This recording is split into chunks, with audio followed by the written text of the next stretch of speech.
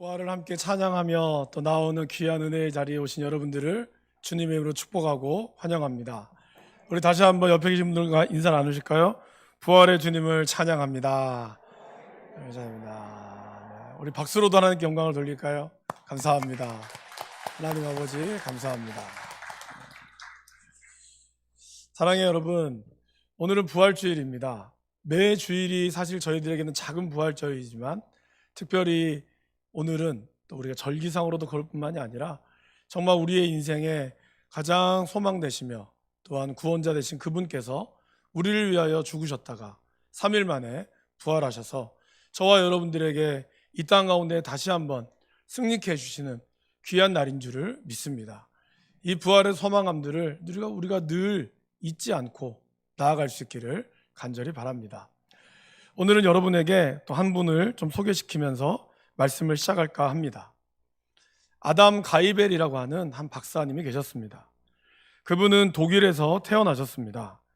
부모와 함께 1900년도에 신앙의 자유를 찾아 미국으로 이민을 갔습니다. 근데 거기서 8살에 심한 안질로 실명을 하고 말았습니다. 예수님 때문에 찾아왔던 신앙 때문에 그 멀고 먼 땅으로 왔지만 고난이 찾아오는 것입니다. 그러나 이 아담 가이벨 박사는 신앙으로 이 역경을 이겨냈습니다. 그리고 그에게 받은 타고난 음악적 재능과 노력으로 많은 찬송가를 작곡했고 가이벨 음악 출판사를 운영하면서 미국의 종교 음악에도 많은 기여를 했습니다. 실명을 했으나 또 좋은 아내를 만나서 결혼을 했고 거기서 딸 하나, 무남동녀인 딸을 낳았습니다. 눈에 넣어도 아프지 않을 이 딸이 결혼할 때가 되어서 또 결혼식도 잘 했습니다. 그런데 결혼한 지 얼마 되지 않아 이 사위가 자신이 다니는 제철 회사에서 폭발 사고가 나면서 목숨을 잃고 말았습니다. 지금까지 자기가 걸어왔던 또 눈으로 실명했던 부분들은 견뎌낼 수 있었지만 이 딸이 겪은 이 아픔은 견디기가 힘들었습니다. 이 사위도 신앙이 매우 깊은 그리스도인이었고 매우 매력적이며 장래가 촉망되는 젊은이였기에 그의 이른 죽음이 그는 더욱더 이해가 되지 않았습니다. 과연 하나님의 뜻이 어디 있을까 하는 그 의심이 들었고 그는 이 상심한 마음을 견딜 수가 없었습니다. 그래서 그는 가장 친한 친구인 오스틴 마일즈를 찾아가서 자기의 아픈 심정을 다 쏟아 놓았습니다. 그러면서 그는 나를 이렇게 위로해 줄 찬송시를 하나를 부탁합니다 라고 그는 부탁을 합니다. 그래서 이 오스틴 마일즈는 사랑하는 친구를 위해서 이 위로할 좋은 찬양시를 작곡하고자 합니다. 그러면서 그는 자신이 평소에 즐겨 묵상했던 요한복음 20장, 오늘 우리가 읽었던 20장 말씀을 묵상하면서 하나님이 이 친구에게 어떠한 위로를 해야 될까를 고민하기 시작했습니다. 자, 그럼 우리는 20장의 말씀을 오늘 함께 살펴보면서 하나님의 위로하심을 경험할 수 있기를 원합니다. 요한복음에서는 이 부활 사건이 물론 4복음서마다 다 부활 사건이 있지만 특별히 요한복음서가 가지고 있는 부활 사건의 특징이라고 하면 부활의 증인이 되었던 사람들의 어떤 묘사를 매우 잘 하고 있다라는 것입니다. 특별히 요한복음은 이 막달라 마리아를 중심으로 해서 부활의 사건들을 잘 기록하고 있습니다. 막달라 마리아는 누가복음에 따르면 일찍이 7 귀신이 들렸던 분이었습니다. 하지만 예수님을 만나서 치유를 받았고 그리고 그 이후로 평생을 예수님을 따랐습니다.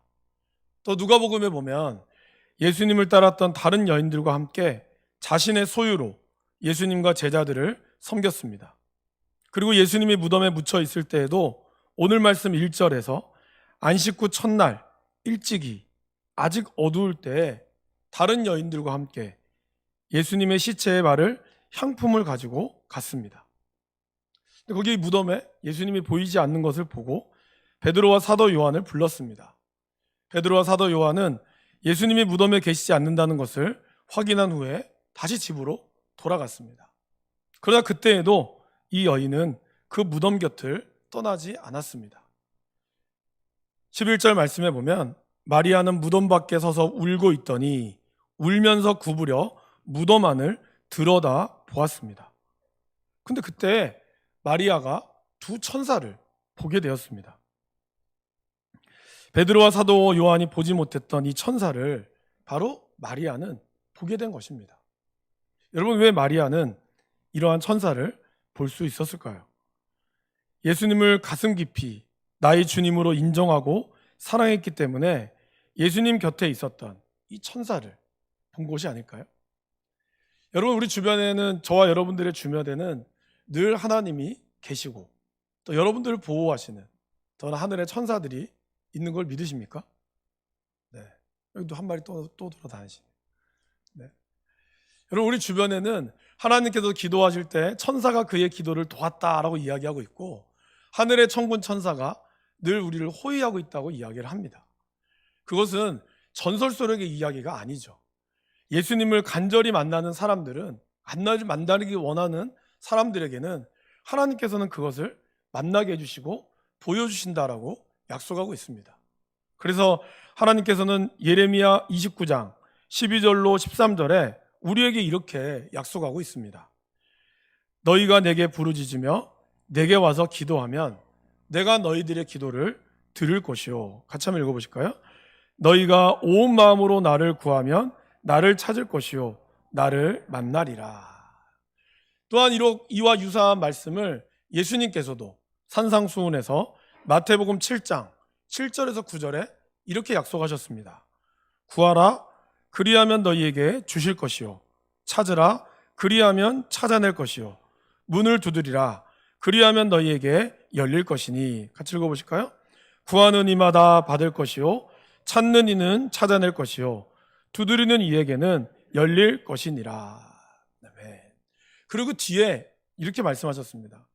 너희 중에 누가 아들이 떡을 달라고 하는데 돌을 줄 사람이 누가 있으며 생선을 달라고 하는데 뱀을 줄 사람이 누가 있겠느냐. 악한 자라도 좋은 것으로 자식에게 줄 알거든 하물며 하늘에 계신 너희 아버지께서 구하는 자에게 좋은 것 성령을 주시지 않겠느냐라고 우리에게 말씀하고 있다라는 것입니다. 그러게 여러분, 오늘 마리아가 예수님을, 그 천사를 볼 수 있었던 것은 바로 예수님을 간절히 사랑하고 깊이 사모하는, 그리고 그분과 늘 함께했던 그 마음이 있었기 때문이다라는 것입니다. 우리가 주님을 사랑하면 그 사랑의 깊이와 넓이만큼 보이게 되고 또 들리게 되는 것입니다. 오늘 막달라 마리아는 그래서 베드로와 사도 요한이 보지 못한 천사를 본 것입니다. 저와 여러분들도 주님을 깊이 사랑함으로 주님이 여러분들 곁에 있는 것을 또 늘 살아계서 역사하시는 그 하나님의 역사를 볼 수 있기를 바랍니다. 맛볼 수 있기를 바랍니다. 경험할 수 있기를 간절히 바랍니다. 그러나 사실 이것만 가지고는 완전하진 않습니다. 여러분, 오늘 막달라 마리아가 왜 무덤에 왔을까요? 그가 무덤에 온 가장 큰 이유는 죽은 예수님의 시신을 닦으러 온 것입니다. 즉 살아계신 예수님을 만나러 온 것이 아니라 죽은 예수님을 만나러 왔다라는 것입니다. 그가 향품을 가지고 온 이유, 그것은 살아계신 주님을 만나기 위해서가 아니라 이제 그분의 시신, 마지막까지 내가 그래도 마지막까지 내 사랑하는 사람을 만나기를 원하는 그 마음 때문에, 그 사랑 때문에 있었다라는 것입니다. 그 사랑은 너무나 귀하고 너무나 존귀하지만, 그러나 우리의 신앙은 거기서 머물러 있으면 안 된다라는 것입니다. 왜 그럴까요? 예수님께서 여러 차례 내가 죽은 지 사흘 만에 다시 살아나리라 라고 말씀을 하셨습니다. 그런데 지금 제자들과 막달라 마리아 등 예수님의 시신을 찾으러 간 것입니다. 베드로와 요한도 예수님의 시신이 없는 것을 보았습니다. 그리고 보고 그들은 8절에 그때야 무덤에 먼저 갔던 다른 제자도 들어가 보고 믿더라라고 기록을 하고 있습니다. 근데 9절 말씀에 이렇게 나오죠. 그들은 성경에 그가 죽은 자 가운데서 다시 살아나야 하리라 하신 말씀을 아직 알지 못하더라. 예수님의 시체가 없어진 걸 보고 뭔가 예수님이 말씀하셨던 것이 떠올랐겠죠. 그러나 그것을 온전히 이해할 수 없었습니다. 막달라 마리아는 더 했죠. 제자들은 그냥 돌아갔지만 막달라 마리아는 그곳을 지키면서 도대체 예수님의 시체가 어디가 있을까? 그는 그것을 고민하고 있었다는 것입니다. 여러분, 오늘 우리가 신앙생활하는 이유는 무엇입니까? 저와 여러분들이 매주 예배의 자리에 오는 이유는 무엇입니까? 우리는 어떠한 예수님을 만나러 오십니까? 지금도 살아계시고 역사하시는 부활의 주님을 만나러 오십니까? 아니면 2000년 전에 죽었던 시신 같은 예수님을 만나러 오십니까? 우리의 신앙은 예수님을 추억하는 자리가 아닙니다.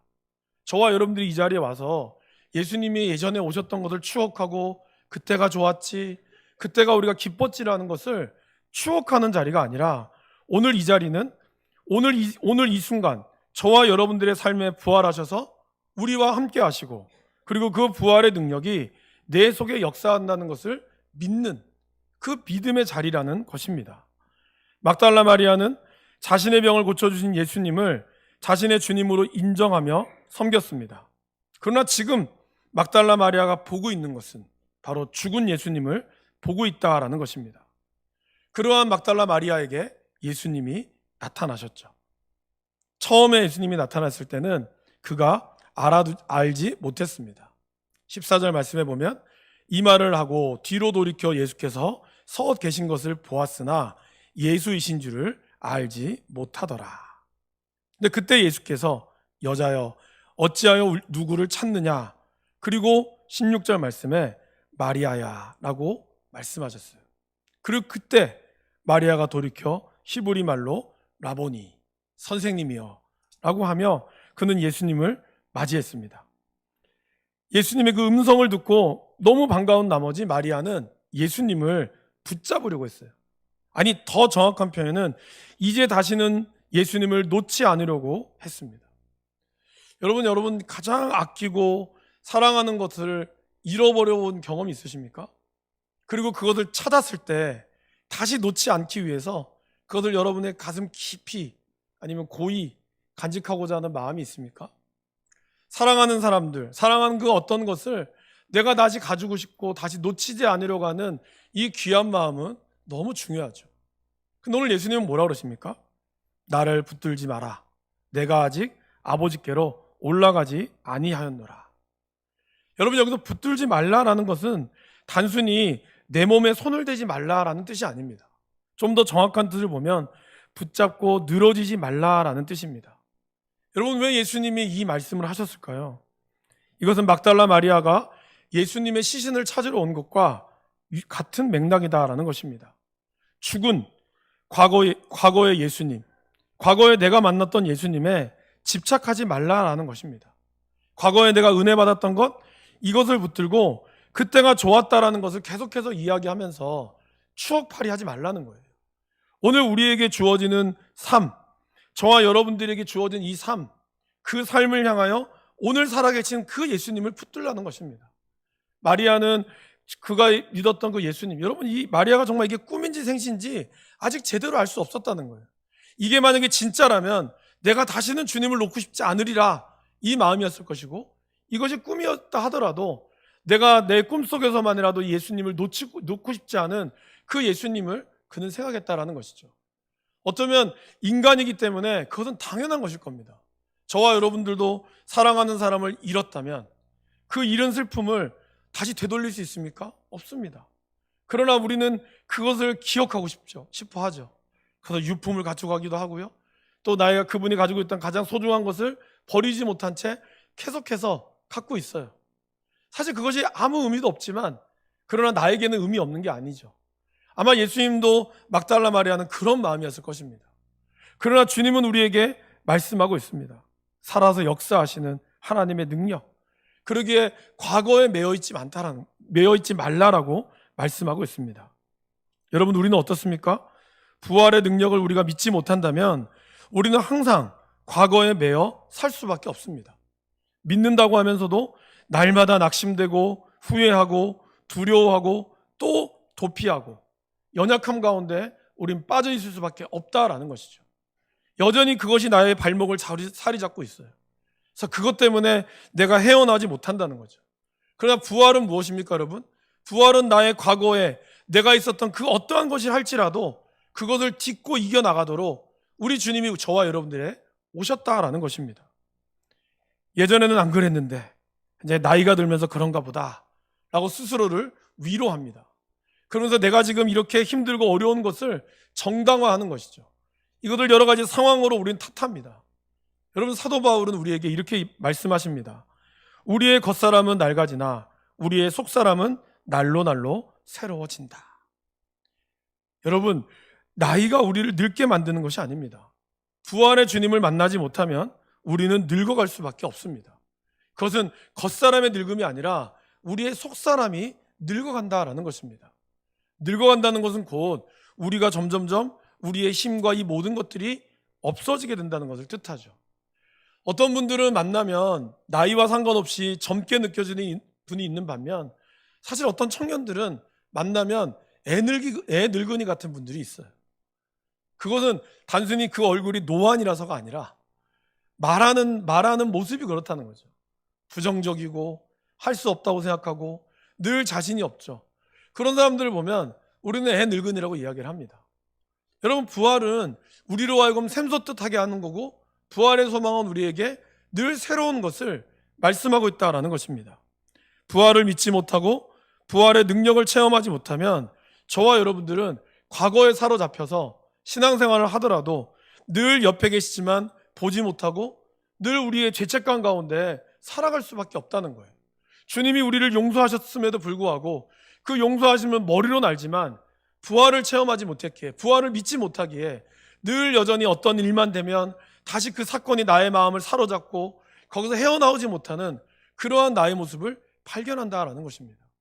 그러나 여러분, 부활은 그러한 모든 것을 이기는 힘이 있다라는 것입니다. 혹시나 예수님을 만나면 우리는 또 그것 때문에 놓지 않으려고 합니다. 계속해서 과거의 첫사랑에만, 첫 예수님을 만났던 그 사랑에만 집착하고 있다라는 것이죠. 그러나 신앙은 버리는 것입니다. 나를 버리고 내가 가지고 있는 것들을 버리고 흘려보내는 것입니다.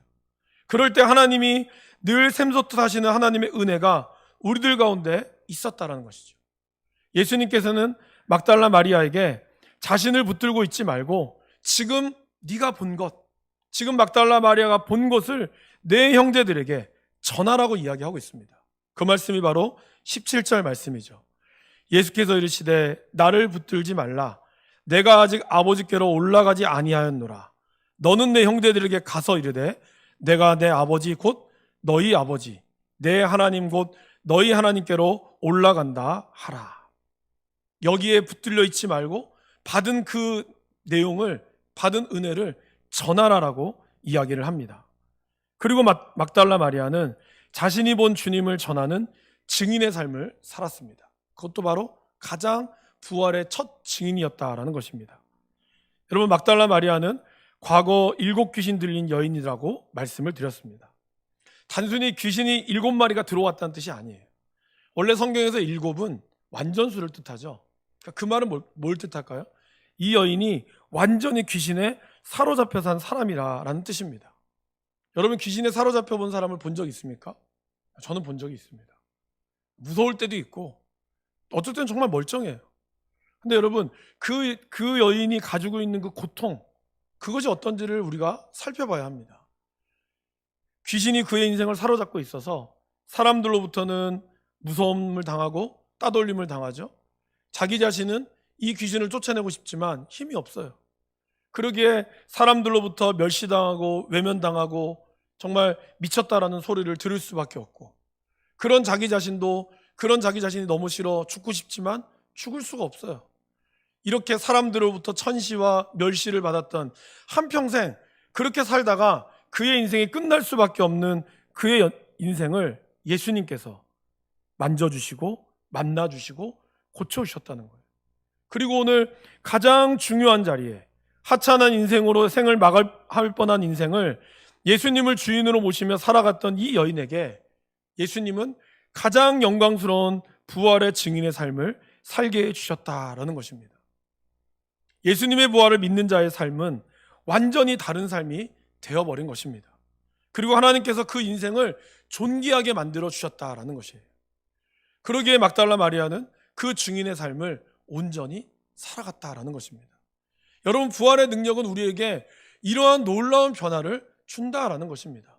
우리가 너무나 당연하고 너무나 당연히 익숙해서 그냥 매 1년에 한 번 오는 부활주일날 계란 먹고 그 부활을 축하합시다, 이것으로 우리의 인생이 끝나는 게 아닙니다.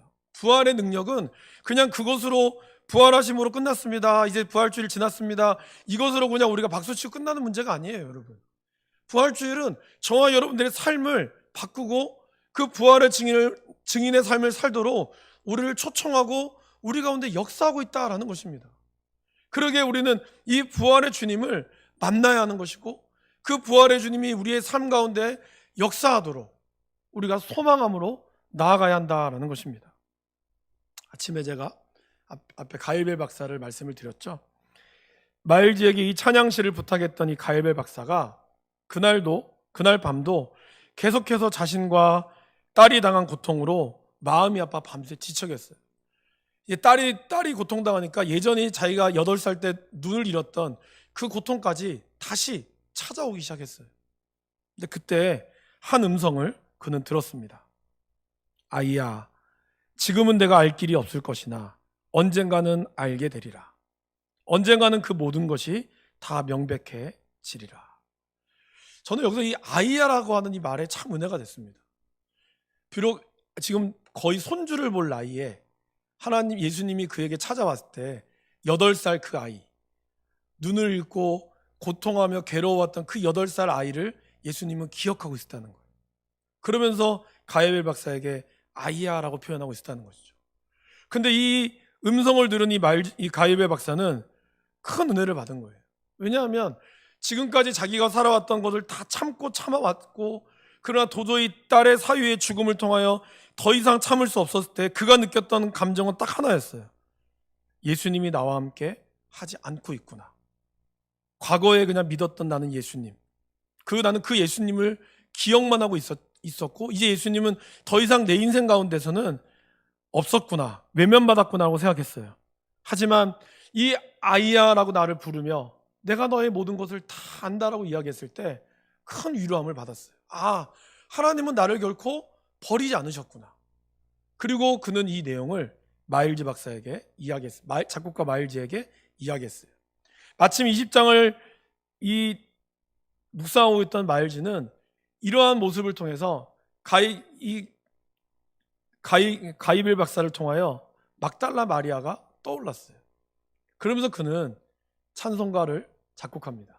그 자리에서 바로 찬송가를 작곡했다고 해요.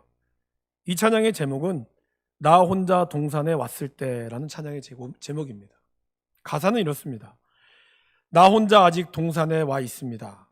장미꽃 위에는 이슬이 있습니다.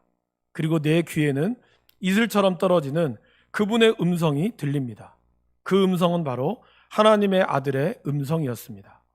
그리고 그분은 나와 함께 걸으시면서, 나와 함께 이야기하시면서 그분이 내게 직접 말씀하시는 바로 내가 그분의 것이라고 말씀하고 계십니다. 그리고 우리가 하늘 정원을 거닐 때에 함께 나눈 그 기쁨은 아무도 알 사람이 없습니다. 바로 저와 여러분들이 오늘 이후 말씀 끝나고 부르실 찬송가 442장, 저 장미꽃 위에 이슬, 바로 이 찬양의 가사가 바로 이 마일즈가 작곡하고 가이벨의 간증으로 만들어진 찬송가입니다. 사랑하는 여러분, 오늘 우리는 예수님이 죄와 죽음에서 이기시고 사흘 만에 부활하신 이 날을 찬양하며 예배하고 있습니다. 저와 여러분들은 시신을 보러 온 것이 아니죠. 오늘도 살아계셔서 저와 여러분의 인생에 죽었다고, 내 인생 끝났다고 생각했던 그 인생 가운데 주님이 찾아오셔서 승리하신 예수님을 예배하러 온 줄 믿습니다. 그리고 예수님께서 오늘 저와 여러분들에게 보혜사 성령을 보내어 주셔서 이 땅 가운데, 절망 가운데 있는 저희들에게 다시 한번 부활 소망을 주시는 줄을 믿습니다. 무덤 안에서 천사들과 부활하신 예수님이 계셨던 것처럼, 그래서 과거에 매여서 헤매어 있는 우리들, 그래서 그때만을 추억하고 있는 우리의 인생에 부활하신 예수님이 마리아를 부르셨던 것처럼 저와 여러분들의 인생에도 주님이 부르시며 말씀하십니다. 내가 너를 사랑한단다. 성령을 받으라. 이 부활의 주님을 여러분들이 만나시고 성령의 충만함으로 저와 여러분들이 가지고 있는 이 모든 어려움과 아픔 가운데서도 하나님이 주시는 놀라운 승리를 경험할 수 있기를 주님의 이름으로 간절히 소원합니다.